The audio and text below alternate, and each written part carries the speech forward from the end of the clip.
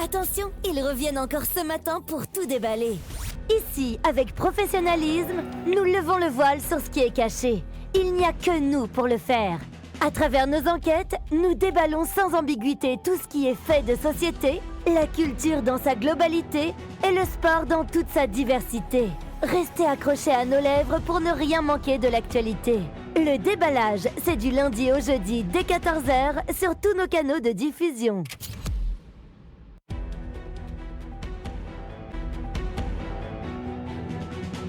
Le déballage. Le déballage. Bienvenue dans le déballage sur Happy TV, du lundi au jeudi de 14h à 15h30, en direct sur tous nos canaux de diffusion. Happy Media, ici on déballe tout. Ici on déballe tout sans langue de bois.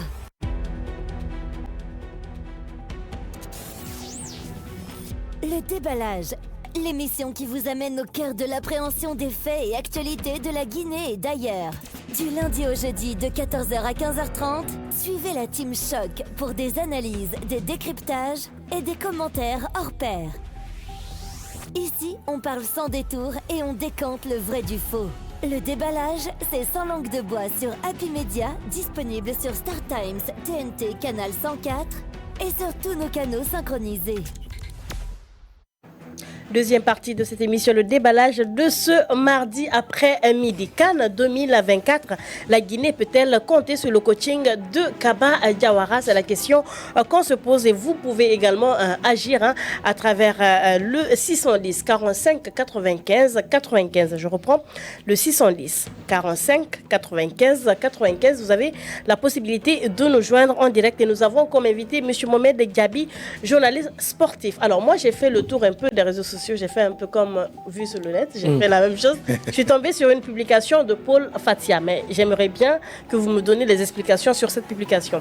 Sélectionneur agent, il faut appartenir à sa galaxie de management pour être appelé en équipe nationale. Goût trop prononcé pour l'argent, prétention salariale élevée. Cette équipe nous appartient tous.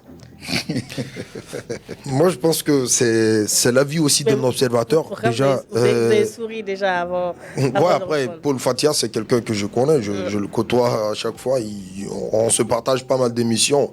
Du coup, j'ai vu sa publication aussi. Donc, je me dis que c'est un observateur aussi qui a accepté de prendre son bâton de pèlerin pour quand même rappeler tout ce qui ne va pas. Donc, quand il parle de sélectionneur, quand un sélectionneur est un agent, donc je pense qu'il fait allusion à Kaba Diawara, qui, on sait que dans un temps, il a été manager des joueurs. Il était intermédiaire aussi des agents. Donc, du coup, il fait allusion à Kaba Diawara. Et ça, ce n'est pas du tout normal parce que quand vous êtes agent de joueur, vous privilégiez à un moment donné les joueurs que vous pouvez vraiment... Vous allez privilégier le business. Voilà, le business. Donc, du coup, c'est pas bon quand c'est une équipe nationale. Donc, j'ai vu sa publication et puis j'ai tout de suite compris. Donc, c'est tout comme tout observateur qui essaie de prendre la parole et puis voilà, dire à un moment donné qu'il faut que ça cesse. C'est pourquoi à la fin, il dit cette équipe nous appartient à tous. Donc, je pense qu'il faut mieux penser à l'intérêt de l'équipe qu'à l'intérêt personnel. Oui, Yama. Évidemment, c'est comme il a dit, c'est la remarque faite par Paul Fatia Tunkara. Et comme le disait tantôt Massaré, parce que tout au long de cette émission, il a martelé en disant que ouais, quand un agent se retrouve à la tête d'une équipe nationale, forcément c'est du deal, c'est du business qui prime. Donc moi, encore, il y a un autre sujet épineux qui brûle les lèvres aujourd'hui en Guinée, c'est la liste des 23 joueurs retenus par le coach Kaba Diawara pour les 2 premières journées des éliminatoires de la Coupe du Monde 2026. 30 secondes. Allô? D'accord, vas-y. Ouais. Justement pour les 2 premières journées de l'éliminatoire de la Coupe du Monde 2026. Mais dans la liste sortie par Kaba Diawara, on ne voit pas le nom de Morlaï Sylla. Peut-être que je suis aveugle ou myope, mais je n'ai pas retrouvé dedans. Alors qu'on sait combien de fois c'est un joueur étincelant qui fait ses preuves à l'étranger. On sait Arouka, aujourd'hui, il est devenu un joueur qu'on ne peut pas s'en passer. Donc c'est la question que j'aimerais poser à notre observateur. Aujourd'hui, on ne retrouve pas Morlaï Sylla dans cette liste. Qu'est-ce qui peut expliquer cela?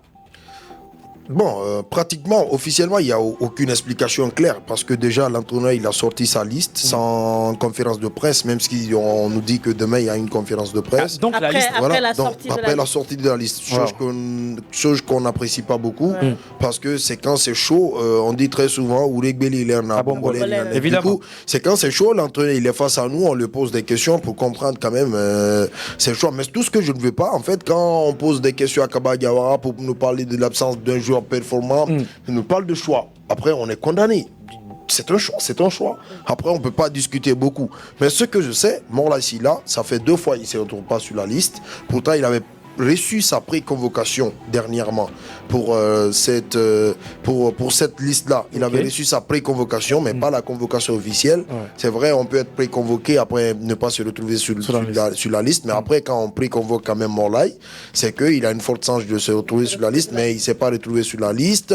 Moi, j'ai essayé de joindre le joueur pour qu'on puisse en parler un petit peu, mais après, c'était en vain. Peut-être c'était un moment où ils sont allés à l'entraînement, mais je crois, après, j'espère avoir une discussion avec lui. Maintenant, aujourd'hui, il n'a pas été convoqué. Et Morlaï, il est en train d'être mis dans les oubliettes petit à petit. C'est comme ça, on met dans les oubliettes un joueur quand on ne veut pas l'envoyer à la CAN.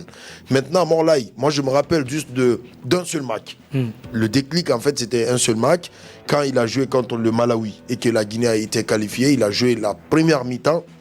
Et dans cette première mi-temps, c'était pas rose pour lui et que voilà, il n'a pas eu une belle performance dans ce match-là. Il a perdu assez de ballons et c'était chaud. Et du coup, depuis après ça, je n'ai jamais revu Morlaï en sélection. Donc, on ne nous a pas donné une explication très claire. Nous prouvant vraiment ou nous confirmant que Morlaï, c'était à cause de ça, c'était à cause de ça. Pourtant, dans son club, il joue, même si, voilà, pourtant dans son club il joue, même si dans son club actuellement le club aussi n'est pas assez performant que ça, mais il joue quand même. Donc quand il joue, normalement il est performant, il doit revenir en sélection. D'accord. Voilà, donc le 610 45 95 95 pour les appels. 610 45 95 95. Mansari, est-ce que tu as quelque chose à dire par rapport à l'absence de Morlaï? Non, il faudrait qu'on le reconnaisse. Il faut qu'on reconnaisse que l'absence de Morlaï va forcément jouer sur l'équipe nationale. Parce qu'aujourd'hui, le Syli national n'a pas la relève de Naby Keïta. Et pourtant, si je ne m'abuse pas avec ce jargon biologique, le prototype, si je ne m'abuse pas. Donc, je pense bien que Morlaï aujourd'hui, qui est sur le projecteur des grands clubs, que ce soit portugais ou européens, voilà, devrait au moins faire la complémentarité de sa promotion au niveau de l'équipe nationale. Mais si toutefois qu'il est oublié ou mis dans les placards par Kaba Diawara, je pense bien qu'il y a peut-être du litige entre lui et Kaba, parce que c'est ce que moi je pourrais dire. Parce que si Morlaï pouvait, parce que l'on a vu le chant 2020 de Morlaï du côté du Cameroun, et vraiment il avait promis qu'il avait de l'avenir dans le football. Aujourd'hui, en ce moment, il était avec le Orea, il a fait un pas avec le Haruka, et aujourd'hui, il est un titulaire indiscutable avec Haruka. Donc si toutefois que toi qui es sélectionneur, pas en tout cas, si toutefois que tu es agent, pas un sélectionneur, parce qu'un bon sélectionneur, Morlaï serait toujours, en tout cas, l'étoile finale. Un bon sélectionneur ne s'en passerait pas des services de Morlaï. Exactement. Et aujourd'hui, pourquoi sélectionner certains joueurs qui ont fait leur premier début et laisser Morlaï, qui est un habitué maintenant des faits? Et je pense, si toutefois que Morlaï pouvait être une pièce de rechange pour apporter beaucoup plus à l'équipe nationale, et aujourd'hui dans les placards, je pense bien que Kaba n'a pas raison. Et pourtant, il prépare en tout cas la faiblesse, c'est-à-dire la faiblesse de l'équipe nationale juste avant la CAN. Et la CAN, c'est dans 2 semaines. Oui. Parce que 2 mois aujourd'hui, on peut dire que c'est 2 semaines. On part maintenant à la CAN, on a des frustrations, ou bien on part à la CAN, on disait, bon, oui, la Guinée va se limiter parce que déjà, on est dans une poule qui est relevée. Et le Cameroun, aujourd'hui, Rigobert Song était devant la presse. Parce que moi, je comparais Kaba à l'entraîneur mauritanien, qui a fait aujourd'hui des statistiques exceptionnelles. Même si celui-ci n'a pas évolué dans les hauts niveaux, mais comparativement à Kaba, il n'y a pas photo. Je pense bien que la Guinée a tous les profits où Kaba pouvait relever le défi. Mais laisser, en tout cas, ces joueurs qui ont de la potentialité au profit des binationaux qui ne pourront pas quand même apporter beaucoup plus, je pense bien que Kaba a passé à côté de la plaque. Alors, j'ai dit dans un passage dans cette émission qu'on s'est toujours nourri d'espoir. Alors, selon vous, est-ce que cet espoir, ce même espoir, est encore permis pour cette CAN 2024? Non. Mansaré. Oui, il faut le dire. Osons de dire la vérité. Parce que quand on touche Ça de la va être plaie... une histoire de déballage. 8e de finale encore? Non, mais est-ce qu'on va... Moi, je le dis, je suis on est tous patriotes. Nous défendons le tricolore guinéen qui est au rouge, jaune, vert. On sait bien que c'est la Guinée qui part représenter dignement ce drapeau. Mais on sait bien que nous sommes aussi dans une poule qui est relevée. Ouais. Et dans cette poule, nous jouons contre le Sénégal, qui a une équipe vraiment complète. On va le dire. Nous jouons... Ils sont déjà sur le toit de l'Afrique. Voilà. Nous jouons contre une équipe gambienne qui ont un entraîneur mentalement, physiquement, psychologiquement prêt par rapport à Kaba Diawara. Nous jouons contre une équipe camerounaise aujourd'hui, même si, d'une part, certains joueurs ne veulent pas la tête de Rigobert Song, mais on sait bien que, par expérience et par compétitivité, le Cameroun et la Guinée, il n'y a pas photo. Donc, je pense Kaba, s'il prenait sa responsabilité juste avant la CAN, je pense qu'on peut relever le défi. Mais avec ces choix incohérents, je pense que la Guinée est à un pas de partir, de franchir la barre des 8e de finale. Mais si ce n'est pas ça, en aucun cas, on ne pourrait pas s'en sortir de notre épingle de jeu. Est-ce que, M. Yabi, vous avez la même approche que Mansaré?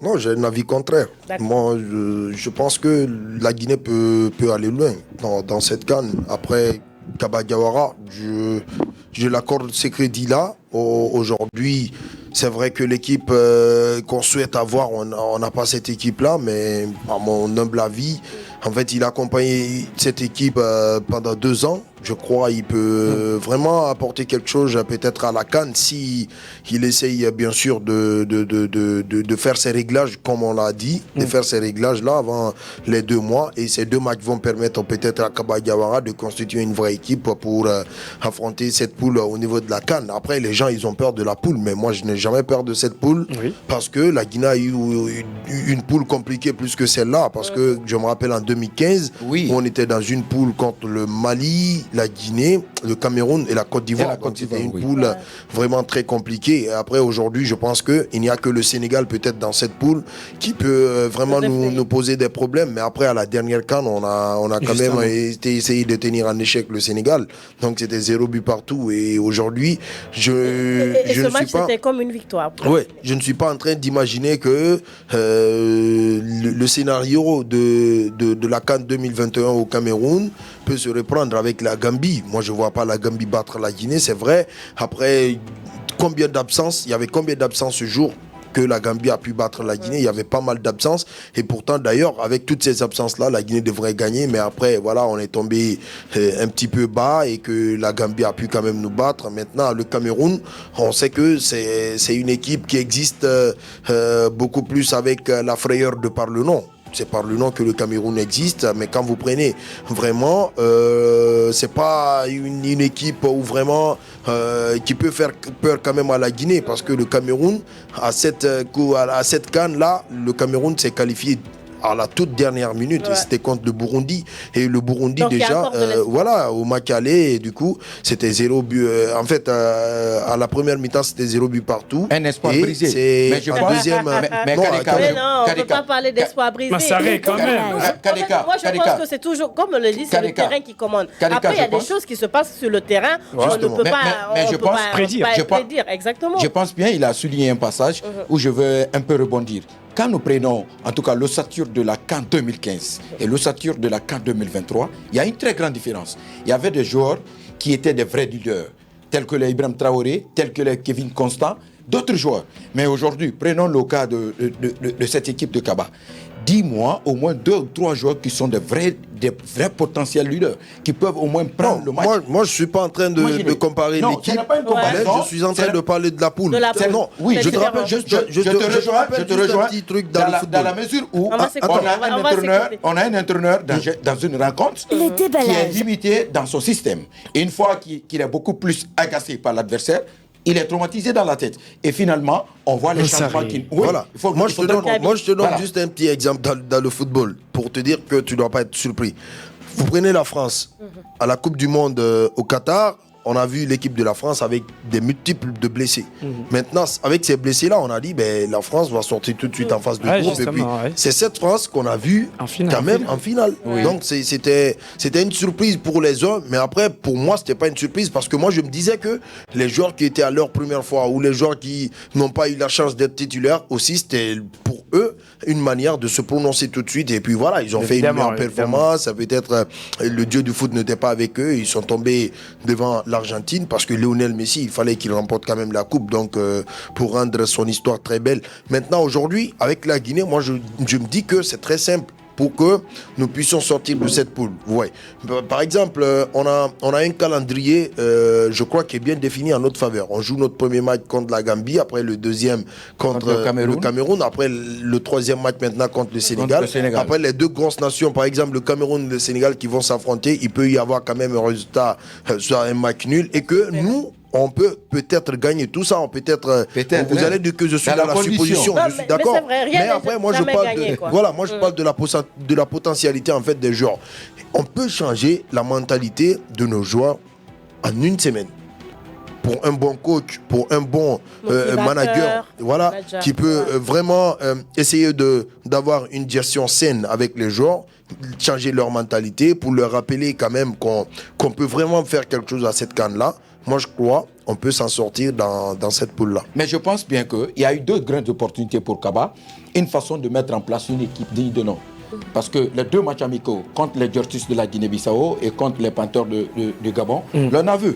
Si toutefois que Kaba voulait avoir une équipe compétitive, je pense bien que c'était le moment d'envoyer les grosses pointures, au moins qu'ils peuvent, c'est-à-dire si on envoie un certain Madi, il y a la relève de Madi, Nabi est absent, Morlaï est présent, je pense peut-être que c'était la correction des imperfections, une façon pour que la Guinée ait confiance en son équipe juste avant la CAN. Mais l'on a vu, il y a eu des nouveaux joueurs contre les Gyartis, contre le Gabon, encore, l'équipe a été totalement remaniée, l'on a vu tout de suite, l'on a la liste qu'il a publiée aujourd'hui, il y a encore les nouveaux visages. Imaginez, quel est le schéma ou quelle est l'équipe type qui va nous apporter juste avant cette grande compétition de grande envergure africaine? Justement, c'est vrai, c'est une très bonne question. Aujourd'hui aussi, vu la pertinence de l'analyse de M. Diaby aussi, moi je me dis qu'il ne faut pas aller avec le désespoir. Mais non, c'est le football, tu peux y arriver. Et surtout qu'il y a deux équipes dans cette poule qu'on a déjà rencontrées. Mais le plus important, c'est de quoi? Ce qui s'est passé avant. Je pense qu'il faut se référer de cela, tirer de bonnes leçons pour pouvoir affronter le futur. C'est ça le véritable problème. Et il a fait quelques suppositions là que j'ai beaucoup aimé sur quoi. La première rencontre, ça sera avec Gambie. Je pense que si l'équipe est venue d'évoluer avec beaucoup plus d'ambition, de pouvoir se prononcer, même s'il y a des absences. Il a dit quelque part, il a pris l'exemple sur la France. J'aime beaucoup ça. C'est un des absences que les joueurs qui n'ont pas la chance de pouvoir jouer peuvent aussi venir prouver leur potentialité pour dire que on est là présent, même si l'autre n'est pas là, nous on peut faire l'affaire. Donc je pense qu'avec Gambie, si on arrive à battre Gambie, et le deuxième match, ce sera avec Cameroun, je pense que la Guinée peut battre le Cameroun, mais bien sûr. Mais il ne s'agit pas de rire. On est Guinéens, on a de l'espoir. Mais on peut le faire. Déjà, Cameroun, c'est une équipe de pardon et de l'histoire. Cameroun, c'est de pardon avec l'histoire. Pendant les matchs, les surprises ne finissent jamais. Pendant les matchs, le plus souvent, c'est lorsqu'on a plus confiance que l'équipe nous déçoit. Justement. C'est arrivé plusieurs fois. Évidemment. On le dit, c'est le... Ça dépend. Massaré, toi non, mais il est d'accord. Ça dépend. Mais la question que j'ai... Allô? Oui. Bonjour. Ouais. Vous allez bien? Oui, j'ai bien, vous. Bien, merci. CAN 2024, la Guinée peut-elle compter sur le coaching de Kaba Diawara, selon vous? Donc, moi, je pense qu'on doit arriver à cette liste. D'accord. Avec Jean Moulay. Nous savons que le petit a le petit de talent. Voilà. Pour moi, ce n'est pas une bonne idée. On doit revoir bien cette liste. La liste. D'accord. D'accord. Merci beaucoup. Justement. Alors, selon lui, c'est une histoire de liste. Évidemment. Liste 45, 95, 95. Malheureusement, on n'a plus assez de temps à passer avec vous. Mais vous pouvez essayer de nous joindre quand même. J'allais revenir sur la liste là, parce que j'avais des questions à poser. Parce que c'est quand même grave et inquiétant de voir que Morlaye Sylla, qui est la relève de Naby Keïta, qui ne se retrouve pas sur une liste. Sachant qu'on sait déjà que Naby Keïta, actuellement, c'est pas un joueur résistant. Tout le temps, il enchaîne des blessures. C'est devenu un joueur de la pharmacie, un joueur de... Voilà, sur qui on ne peut pas compter. Sur qui on ne peut pas trop compter, même si on sait que c'est le véritable joueur. C'est un grand joueur qui a fait beaucoup pour la Guinée et qui continue de le faire, mais finalement, on sait qu'il enchaîne des blessures et c'est inquiétant. Imaginons qu'on part à la CAN, je dis entre guillemets, qu'on part à la CAN sans Morlaye Sylla et avec un Naby Keïta qui finalement arrive à se blesser. Qu'est-ce qu'il faut faire? Donc moi, je veux dire quoi? Est-ce qu'aujourd'hui, si on s'habitue ou on habitue Kaba Diawara à faire une liste de sélection sans appeler, sans convoquer Morlaye Sylla, et que finalement on connaît Kaba Diawara, il est très pointilleux dans ses décisions, il sort une liste et finalement il dit c'est ma décision. Et si par fini Kaba Diawara arrive à envoyer des joueurs, une liste à la CAN sans Morlaye Sylla, est-ce que cela ne va pas être scandaleux pour la Guinée?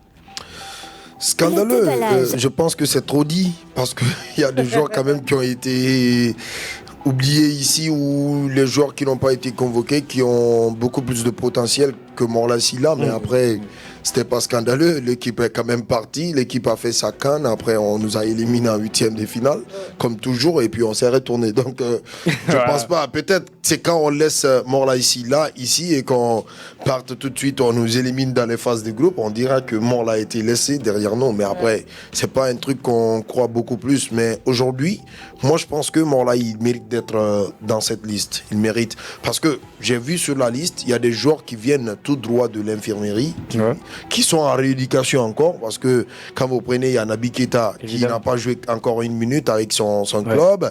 Vous prenez, il y a Julien Janvier justement. Après, donc c'est des joueurs qui viennent tout droit de l'infirmerie, donc il fallait donner quand même un peu de temps. C'est vrai, après je peux comprendre que c'est un match des qualifications de la Coupe du Monde. Et il faut vraiment jouer contre l'Ouganda le 17 et jouer le 21 contre le Botswana. Et tout ça dans quel contexte? Dans des contextes, disons, très désappréciés, parce qu'on n'a pas encore de stade. Il faut recevoir nos matchs au Maroc encore.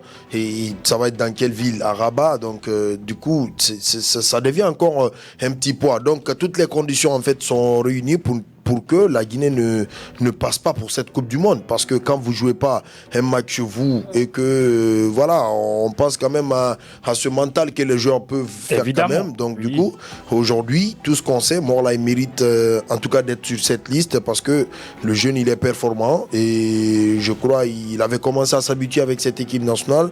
Disons, depuis qu'il était là avec le Roréa, il venait parfois avec l'équipe nationale. Et la dernière CAN déjà, il était présent. Donc, ça va l'apprendre à avoir beaucoup d'expérience. Et surtout, je me rappelle de son match contre la Gambie, quand il est rentré à 13 minutes. Je crois Morlaye a prouvé quand même qu'il a de la place dans cette équipe nationale. Donc je crois que c'est ce qui doit beaucoup plus continuer. Alors, je ne vais pas me laisser partir, parce que cette question, il ne m'a pas permis de la poser. C'est ce qu'il fallait pour le Sili national. D'accord? Est-ce qu'aujourd'hui, quand on dit Kaba Diawara n'est pas bien, est-ce qu'il faut encore un nouvel entraîneur qui va venir tout chambouler? Est-ce qu'il faut une autre équipe dynamique comme joueur? Qu'est-ce qu'il faut pour le Sili national? Déjà, il faut un bon entraîneur, mais après la CAN.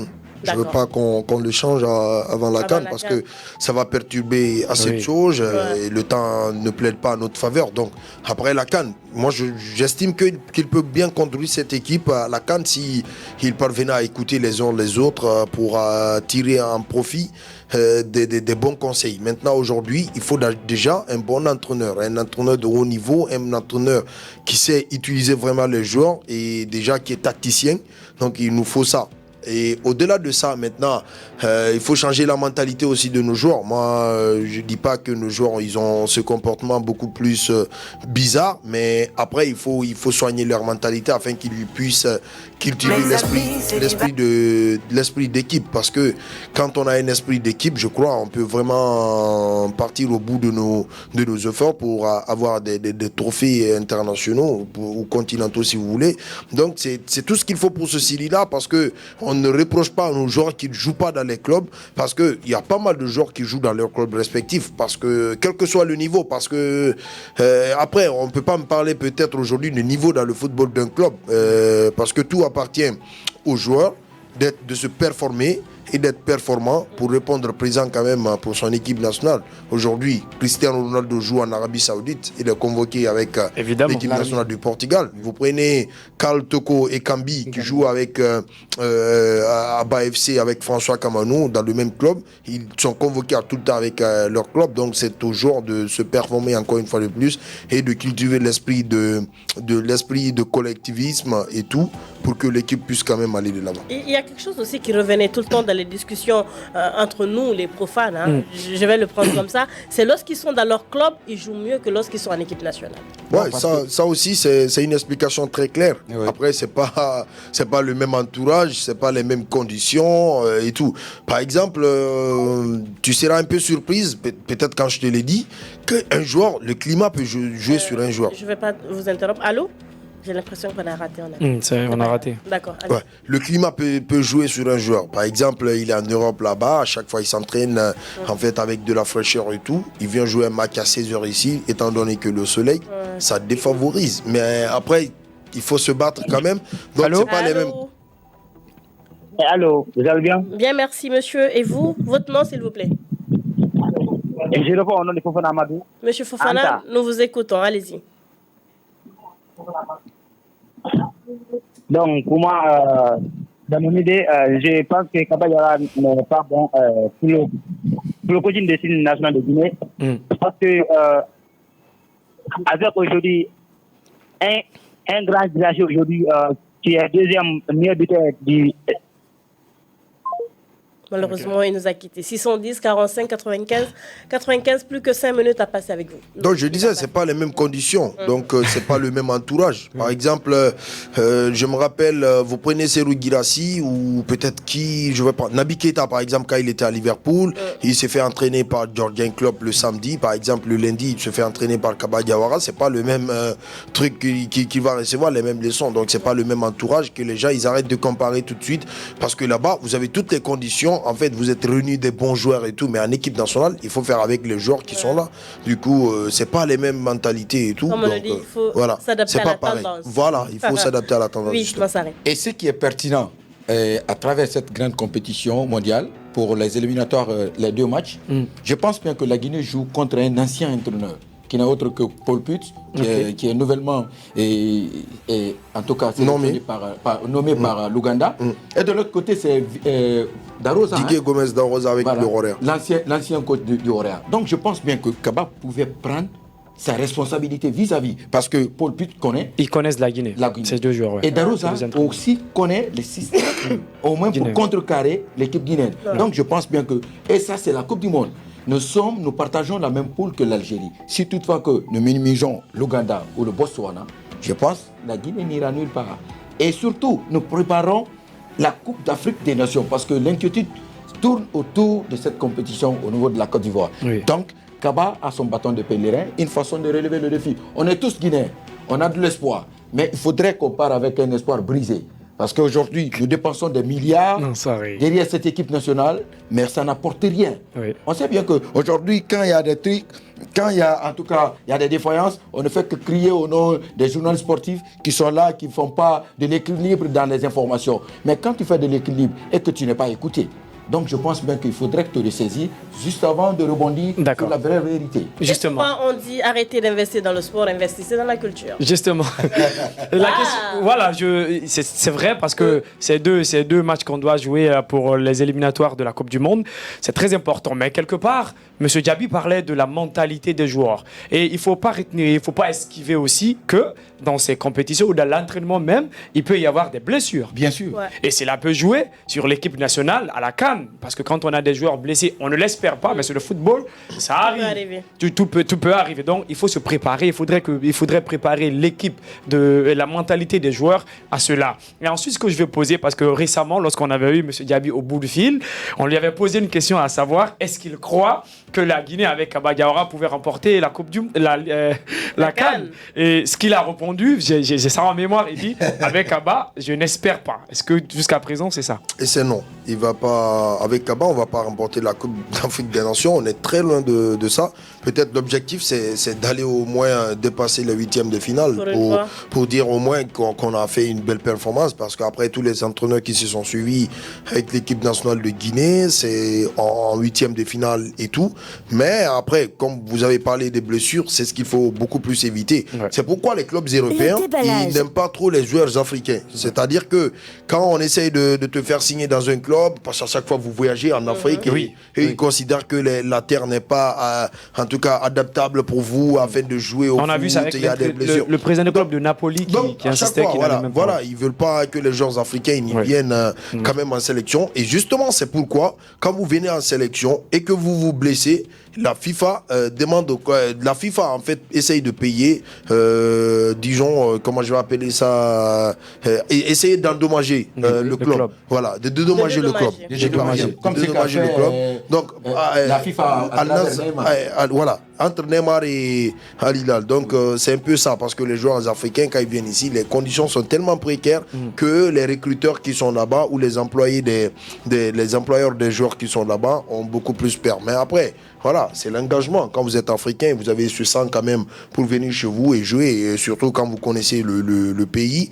Aujourd'hui, je prie Dieu que tous les joueurs viennent en tout cas en bonne et due forme avant la CAN, et que la CAN se passe dans les meilleures conditions, parce que c'est ça, c'est ce qui peut nous rendre joyeux quand même. Oui. Après, même si on parle de la performance de Kaba Diawara, on critique Kaba Diawara juste pour qu'il y ait des changements, et parce que quand ça change, ça. Mais aujourd'hui, vous allez me permettre, parce que c'est bientôt, c'est presque fini, mais aujourd'hui on voit sur les réseaux sociaux, c'est comme s'il y avait un clan qui s'est formé pour le boycott de Kaba Diawara. On le voit notamment même au sein de vous, au sein de votre corporation, les journalistes sportifs. Est-ce que cela c'est bien pour Kaba Diawara ou même pour l'image du Sili national, quand on voit tout le monde se liguer contre une seule personne, s'acharner contre Kaba Diawara, boycott, est-ce que cela joue en faveur de l'équipe? Bon, boycott, moi je pense que c'est pas un journaliste sportif qui avait créé ce groupe-là. Je me rappelle que je me suis levé un matin, je me suis retrouvé dans un groupe, c'est écrit boycott Kaba Diawara, mais je me suis retiré tout de suite parce que après,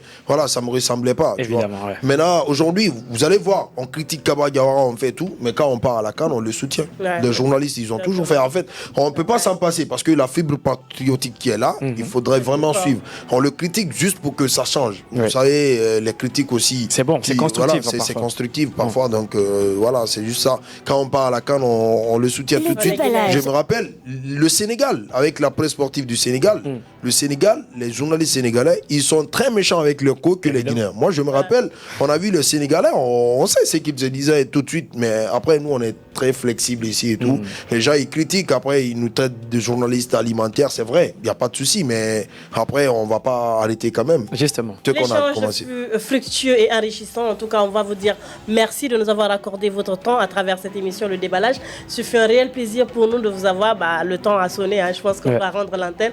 Mais Monsieur Gaby, on vous dit merci beaucoup. Vous nous avez appris beaucoup de choses et on pense que ça va rester maintenant dans la mémoire. Merci d'être venu. C'est un plaisir et coucou à Kaba pour moi. Oui, coucou à Kaba. Merci Mansaré. Merci. Espérons, le découragement n'est pas guinéen. Découragement n'est pas guinéen. Souma. Ouais, merci et rendez-vous en janvier pour la CAN. En janvier pour la CAN du côté de la Côte d'Ivoire. En tout cas, l'espoir est permis. Rien n'est jamais perdu. Il faut aussi sous-estimer aucune équipe. Il faut le mettre en tête.